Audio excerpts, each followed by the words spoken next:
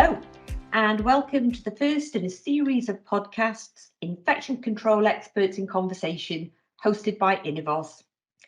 The podcasts, with the help of national experts, aim to support IP&C teams in the real NHS world by offering advice and suggesting pragmatic initiatives to drive down healthcare-associated infection. All evidence-based, of course. My name is Liz Waters, a recently retired consultant nurse with 22 years of experience in the IP&C world. I know how tough it is out there. And so to the podcast. COVID-19 has dominated our lives for nigh on 3 years, so we will give ourselves a breather from this infamous topic. And having spoken to a number of IP&C leaders in recent weeks, it appears that C.difficile is darkening our horizons again. So much positive work was undertaken pre-COVID, and we now have to refocus our efforts to drive down rates again, whilst spinning the usual and COVID IP&C plates.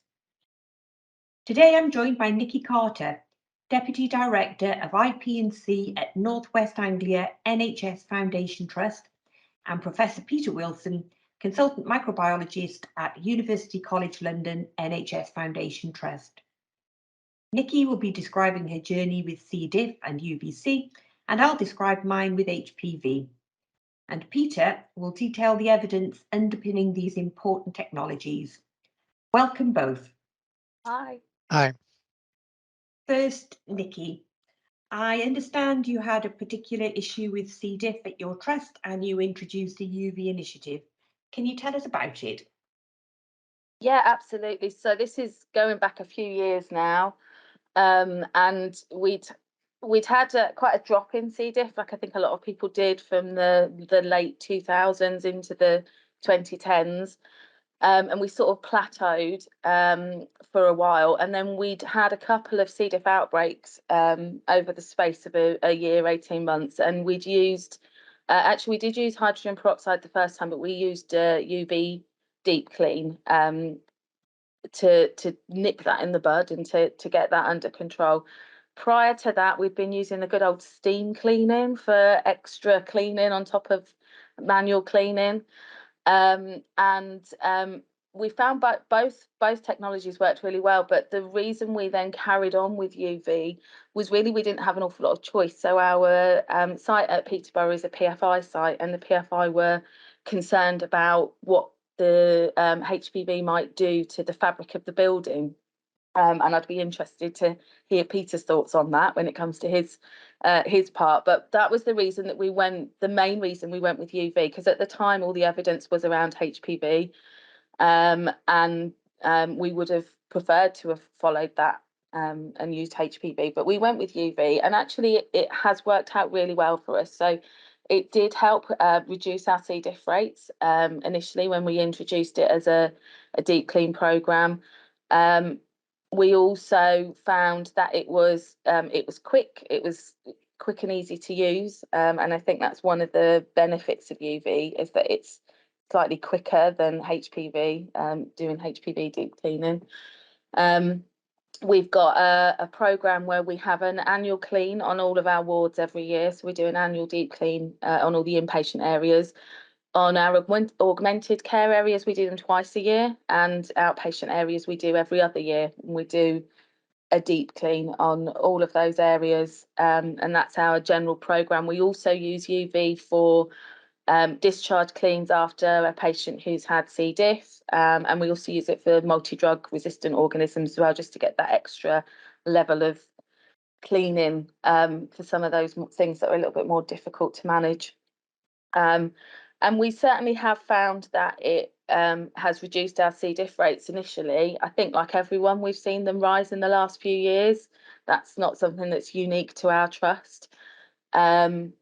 We do find, I think, on occasion that where we might see a problem, or if we might see a period of increased incidence in a particular area, when we investigate, we'll find that perhaps the deep clean is not as on track as we would have liked. So we don't have a decant ward. And I think this is something you and I have talked about, Liz, is the luxury of a decant ward and being able to properly decant out of a ward to do a deep clean, and how lovely that would be. but we don't have that. We're kind of working around discharges, trying to get empty bays to deep clean, and sometimes because of all the challenges that everybody's facing, that gets behind.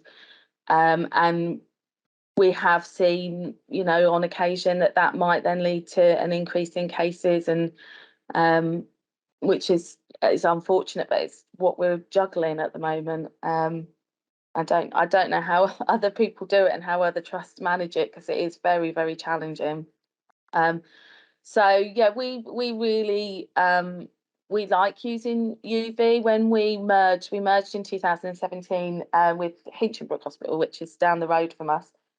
They were actually using ozone at the time, which was an interesting choice. So we moved to UV to standardise. We wanted to be using the same on all of our sites, but we've introduced a UV deep clean program there. And what's quite interesting is because we don't have a decant ward, but we do get empty wards at our Hinchinbrook site because there's lots of work going on. It's a Best Buy site, so there's lots of work going on with rack panelling.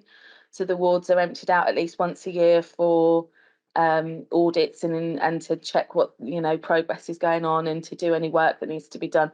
So we've taken that opportunity at the end of that period of time where a ward has been had work going on, we'll deep clean then. So we do get the opportunity to do a deep clean on an empty ward on that site. So I do think, and interestingly, we have lower C. diff rates on that site by rate, not by number. Well, by number, but it's a smaller site, but the rate is definitely lower. So I don't know if that's an impact or not. That's not something we've properly researched, but it is certainly an interesting side note, I think. I think that's really interesting, Nikki, in as much, and I'm sorry, this is more my opinion than any research base, but I am of the view that proper ward, empty ward decant deep cleans are far more successful than in situ cleans as such.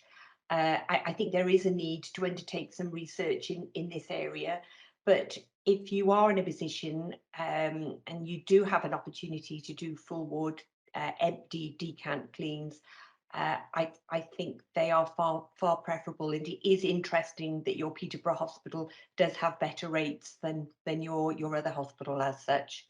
Yeah, So Hinchinbrook has, yeah. I'm sure it's multifactorial, these things always are, but I think it's, yeah, and maybe that's an opportunity for us to do some research into that as we've got that situation in front of us. yeah, absolutely. Well, that's been quite a journey that you've been on, Nikki, and my journey is one which involved hydrogen peroxide vapour, and like many other NHS organisations, my health board too had a particular problem with C. diff in 2011. We asked Inivos to implement an HPV clean on an outbreak ward. We'd had 10 cases in 10 days, and it stopped it dead in its tracks. So over that period of time, I got to know the company really well, and their support was invaluable. They introduced me to English trusts who really had a handle on their C. diff situation, Adam Brooks and Royal Wolverhampton. And I just learned so much from them, not just about HPV technology, but all the other crucial interventions to prevent C. diff, such as prudent antibiotic prescribing, rapid isolation, and most importantly, ownership. That really hit home when I attended an infection control committee at Royal Wolverhampton, and the level of ownership was really astonishing. I was really impressed.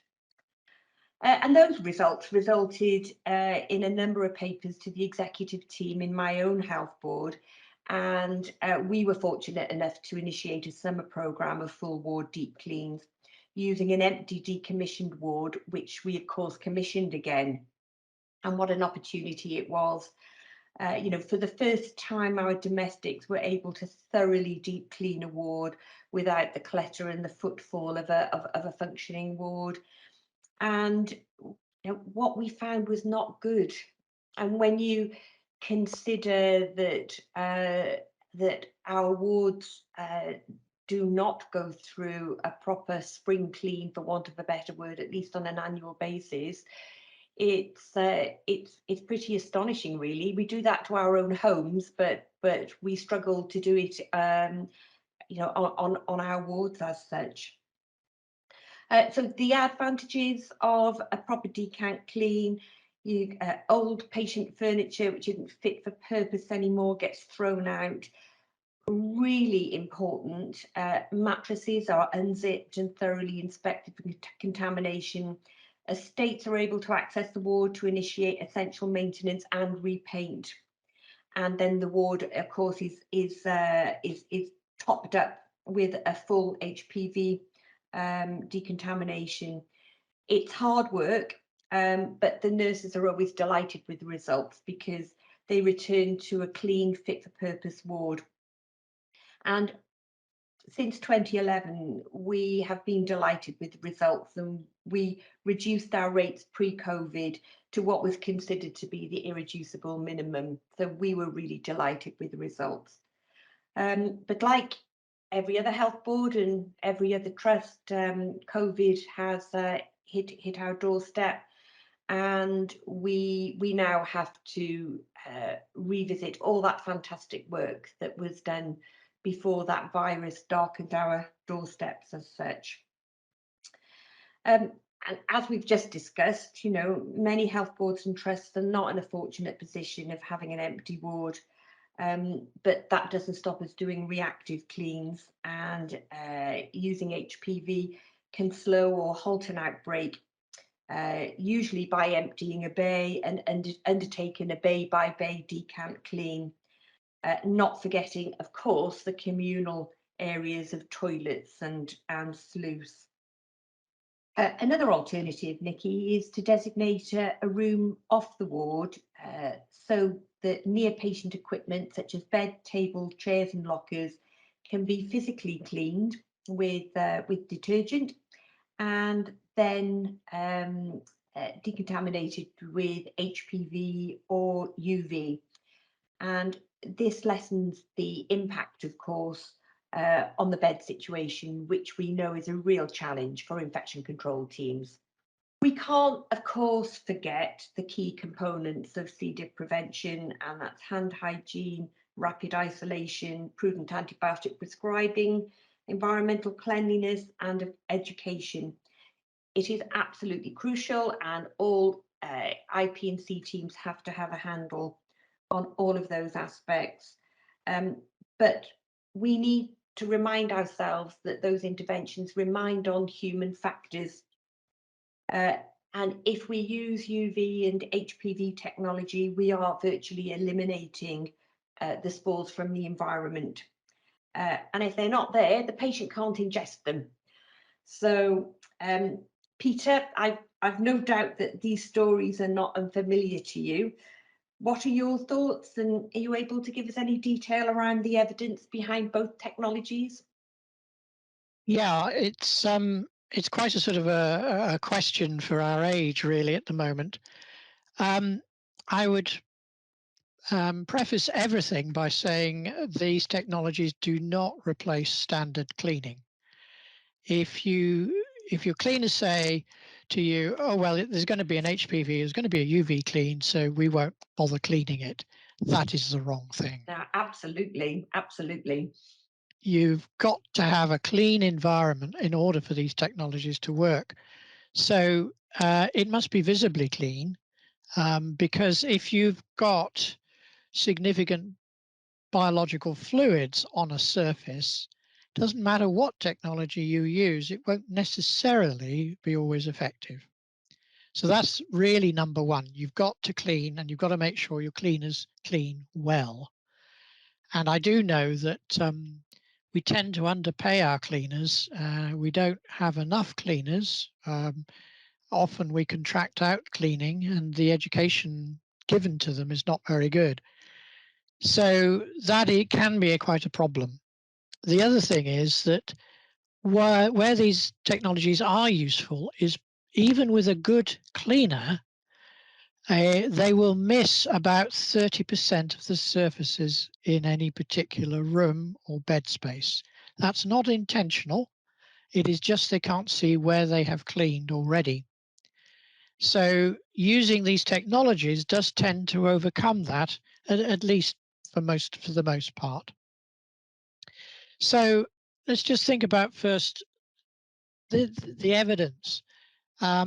This is divided into laboratory evidence and then observational evidence and then trial evidence.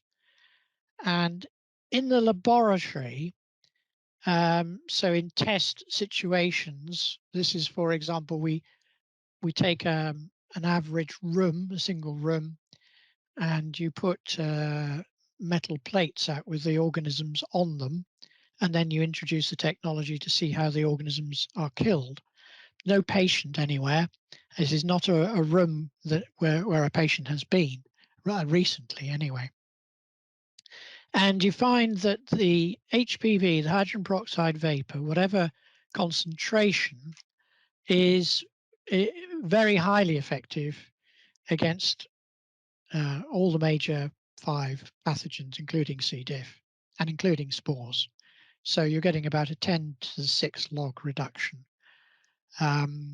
which is more than you would have, more than you'd actually find that number of organisms in the environment. UV tends to be about 100 times less kill in the laboratory. So that is absolutely fine for most of the pathogens. For C. diff, however, the C. diff spores are there and are quite resistant to UV. But the log kill you get even on spores is still more than 100-fold. So it's usually 1,000-fold. And in the environment, the number of spores that you'll find on any particular surface nearly always is less than 1,000. So it should, and in fact does, in the vast majority of cases, completely eradicate C. diff. And so that is why it's really important to clean any fecal material from any surface. Because if you've got any feces left at all, you might have some live spores left even after the UV. Then we need to think about the evidence in trials. Now, HIS has just published a working party report. This is by Alan Beswick in the JHI, which has an exhaustive look at all the research literature to date for all of these technologies, and is very thorough and is very practical. So that has shown that for organisms such as MRSA, there is very good evidence of kill with both technologies. There is some evidence, but it is fairly weak on the effects on acquisition of MRSA. But you've got stronger evidence with C. diff and vancomycin-resistant enterococci. So for C. diff, there's 2 controlled trials, 2 before and after studies, which before and after studies are often criticized by not being properly controlled. There's 3 interrupted time series and 11 before and after studies not controlled. So they're all tilting the same way, that acquisition of C. diff is less if you've been regularly using HPV or UV. If anything, the gold standard is HPV, but there is an effect with UV as well for C. diff and VRE. There is a technology known as pulsed xenon, which tends to be slightly better than the ordinary UVC as well. So in our experience, we found that, and we did publish this, that we had a very big problem with C. diff in our hospital in 2017. And we used HPV regularly for 18 months for single room disinfection. Now, of course, that did not address the disinfection in the main ward, which we had to rely on repeated cleaning because we could never empty the main ward enough in order to do that amount of cleaning. But we did find that over that 18 months, the level of C. diff in patients did reduce, and that's in line with what the trials have been suggesting. And when we looked into it more deeply, we found that C. diff in the environment is of many, many different strains. It's not that you're getting transmission from one patient to another very much. It happens, but it's not common. And it's not usually that it's a single strain going throughout the hospital. What is happening is that patients are coming in who are carriers of C. diff all the time. We're not aware of it necessarily. They contaminate the environment. Spores are left in the environment. They may be missed by the cleaners, may not be physically removed by the cleaners. And the disinfectants that the cleaners are using are often not that effective against spores. So the particularly vulnerable patients touch one of these surfaces and then they can acquire C. diff in their gut. And if they're then exposed to broad spectrum antibiotics, they can get the infection and excrete further. So simply by treating the environment with either of these technologies on a regular basis over a prolonged period, you will gradually eliminate C. diff from the environment, at least from these historic sources. And once the spore is in the environment, don't forget it can stay alive for 6 to 8 months. So really, the effect is cumulative. So I think the answer is really to use perhaps both of these technologies as an adjunct to cleaning. And I mean, at our own hospital, we have red, violet, amber, and green cleans. The red uses HPV, the violet uses UV, and the amber and green is using the standard disinfection. And we tend to prioritize the most dangerous pathogens to the red. And C. diff, well, we will often treat with the violet, which is the UV clean, or if we've got a really big outbreak, then we use HPV. I think the final thing to mention is really with cost and convenience. Both of them have problems in as much as you can't use them if there's a patient in an open bed in the same area. So you can seal off a single room. That's not too difficult, but you've got a pressure of time. Sometimes you'll find that the level of clean is reduced, is derogated, simply because there's pressure on the beds. And somebody's got to get into that bed within 2 hours, and then corners get cut, unfortunately. So turnover time is really important. You get a better turnover time with UV than you do with HPV. You have less issues with an airtight seal with UV than you do with HPV. You just mustn't have a direct line of sight with UV. And getting into the room after HPV can take a little while for the vapor to clear. The cleaners must not go in while the vapor is still clearing because it is quite toxic. With UV, if somebody inadvertently wanders into a UV room, the safety devices are immediately tripped and the UV is shut down. So there's no sort of lag period before the room is safe. And I think I would certainly advocate some form of graded cleaning according to the pathogen and according to your local circumstances. That's fascinating, actually. I had this conversation with you a couple of weeks ago, Peter, around the different strains that are in the environment, because I do worry that IP&C teams sort of dismiss the fact that they haven't got an outbreak because the strains aren't the same. But what they're not realising, it's not patient to patient outbreak, it's an environment to patient outbreak, because the cleaning is not as good as it should be. So I find that fascinating. But going back to Nikki's point about ozone, I personally don't have any idea about ozone. I've not dealt with it in my previous health board. Do you have a view on it, Peter? Yeah, well, we've certainly come across ozone. I haven't used it myself.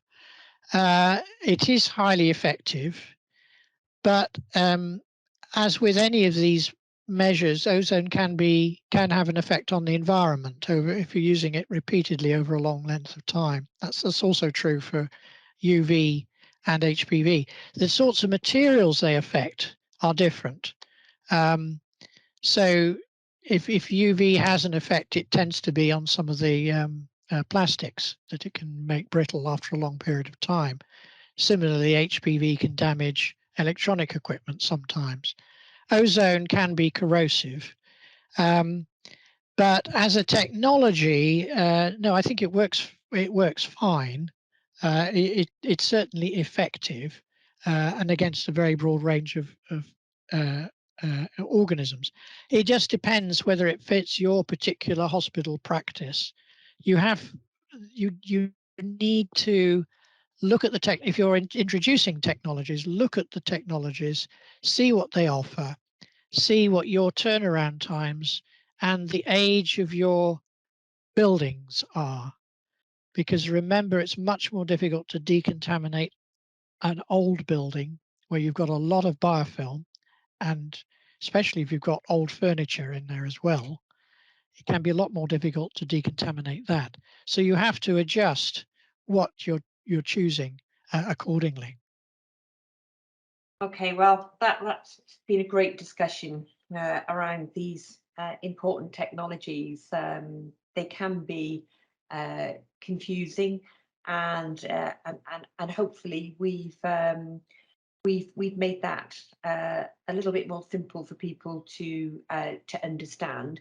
But one last question for you, Peter: if you had the ideal scenario of UV and HPV, that you're able to implement them in your hospital, how would you do that? Well, as we did, we have the different levels of clean, Yeah. and so the HPV is used for a relatively small number of cases where you've got a highly worrisome pathogen, Yeah. or you've got something that you know is particularly difficult to move to destroy in the environment. The UV tends to be a slightly faster turnaround, is less disruptive than the HPV, and there's less safety issues. And so that's used quite commonly for C. diff or MRSA, or VRE for that matter. And then the amber and the green are self-explanatory, where you're not really too worried about an infectious pathogen. But so I think you would have a small number of HPV, you'd have a larger number of UV, and then large numbers of amber and green. But if you're in an outbreak situation, or you've got a rapidly rising number of C. diff, doesn't matter if they're all different serotypes, but C. diff going up, and you want to actually do cleaning of every room over a 6-month period, that is a very effective way to bring down your numbers, because you're not just treating the rooms where the C. diff patients have been recently, you're treating the rooms where they may have been 2 or 3 months ago. Yeah. But you've got to couple that with cleaning of the shared bed areas, the bays. And the best way of doing that is, because none of the single room isolation units really have taken off terribly well, nobody's really found a safe way to do it, you have to usually double the number of cleaners in those bays. So if you want to get rid of the C. diff in those bays and you can't use these new technologies, have 2 lots of clean a day instead of 1. Fabulous. Thank you very much indeed. So I hope this podcast has given you food for thought. And in light of the fact that our executive teams play such an important role in strategic IP&C plans, our next podcast with Tracy Cooper will focus on how senior IP&C leaders can influence executive teams to implement these valuable technologies. You do need the backing and the support of executive teams. And lastly, a here and now suggestion. If you have a C. diff problem, check your mattresses. These are so high risk, with many looking fine externally.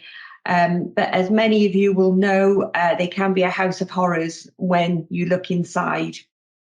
And lastly, invite Inivos to talk to you about some great solutions to get on top of your C. diff problem, be it UV or HPV. They've got the experience in all of this, and with the added benefit of eliminating other pathogens too.